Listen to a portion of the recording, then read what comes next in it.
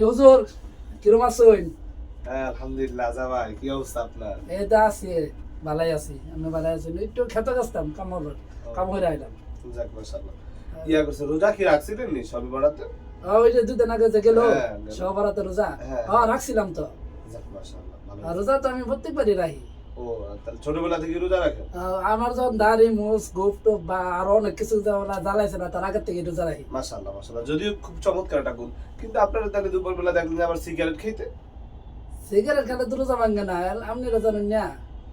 Cigarette খেলে তো পেট ভরে না, তাই রোজা ভাঙবো গেলে। আমি তো সেরে খাইছি, সেরে খাইয়া একটা সিগারেট খাইছি। এই যে সিগারেট অনেকটা আছে, অনেকটা খাইয়া। ওরে আল্লাহ রে। তবে আপনার জানা নাই মনে হয়। সরি আপনার লাগে বেয়াদবি হয়ে গেছে। হ্যাঁ হ্যাঁ না। সামনে রেখে দিন। সিগারেটের বিষয় হলো সিগারেট খাওয়া হয়েছে মাকরুহে তাহরিমি। কেউ যদি বারবার করে তবে সেই ক্ষেত্রে সে অবশ্যই গুনাহগার হবে। আর রোজা রেখে এটা গুনাহ হইব। হ্যাঁ হ্যাঁ অবশ্যই। সিগারেটে অনেক হাদিসে বলতেছে আল মুসলিমু মান সালিমান মুসলিমুনা মিন লিসানিহি ওয়া ইয়াদিহি, যার হাত ও মুখ হইতে অন্য মুসলমান নিরাপদ না, সেই তো প্রকৃত মুসলমান না। তাহলে আপনি যখন সিগারেট খান আপনার পাশের ভাই কষ্ট পায়, আপনি সেজদা যাইতেছেন, ফেরেশতা কষ্ট পেতেছে, আপনার তো আমল আখলাক হইতেছে না ভাইজান। সিগারেট একটু জমা বাড়াইবো, এটাতে মানুষ কষ্ট পাইবো। তো মানুষ কষ্ট পায় না, এটা গন্ধ না, দুর্গন্ধ আসে। এরপরে দ্বিতীয়ত কথা হইলো রোজা আমাদের কি শিখায়? এই সিয়াম আমাদেরকে শিখায় সব কিছু থেকে বিরত থাকা। হ্যাঁ, মিথ্যা কথা বলা, এই যে সিগারেট খাওয়া, অপরকে কষ্ট দেওয়া, আর না তো আল্লাহ তাআলার কাছে আমাদের এই সিয়াম কবুল হবে না ভাইজান। কি কই নাম নিতে, আমি তো জীবন ভরা রোজা মাস বিড়ি খাইছি। সেটা জানেন না, কিন্তু জানার কমতি আছে, তবে এটা জানতে হবে। রোজা রাখলে সবকিছু আমার কি গুনাহ হইব হুজুর? জানেন না, এটা আল্লাহ তাআলা চাইলে মাফ করতে পারে, কিন্তু জানার পরে আর এই কাজগুলো আমার তো করা এটা যাবে কেউ না। বুঝাইছে না আগে।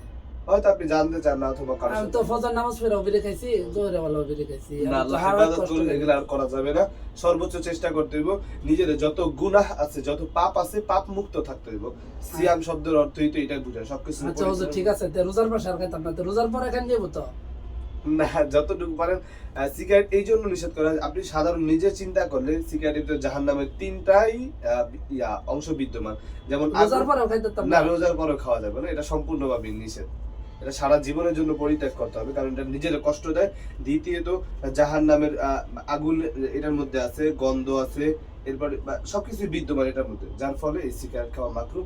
আর বারবার যদি কেউ করে মাকরুহে তাহরিমি, এটা অবশ্যই সে গুনাহগার হবে।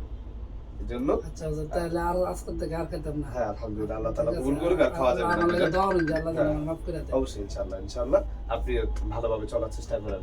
তবে হ্যাঁ, প্রিয় দর্শক ভাই ও বোনেরা, অনেকেই হয়তো জানেন না, রমজান মাস আসলেই দেখা যায় যে আল্লাহর নাম নিয়ে ইফতারি করার পরপরই যা চেষ্টা করে দুই টান মারার। অবশ্যই এগুলো পরিত্যাগ করতে হবে, চেষ্টা করতে হবে না খাইতে। এটা নিজেরও কষ্ট দেয়, সমাজেরও কষ্ট দেয়, পাশের ভাইরেও কষ্ট দেয়, সবাই এর দ্বারা কষ্ট পায়। এই জন্য চেষ্টা করতে হবে প্রিয় ভাই আমার, যত রকম গুনাহ আছে সারা জীবনের জন্য, শুধু রমজান না, রমজান তো আল্লাহ তাআলার এক বিশেষ নিয়ামত। উম্মতি মুহাম্মাদের জন্য এত বড় বরকতময় একটা মাস, যে মাসে শুধু অর্জন করে নিতে হবে।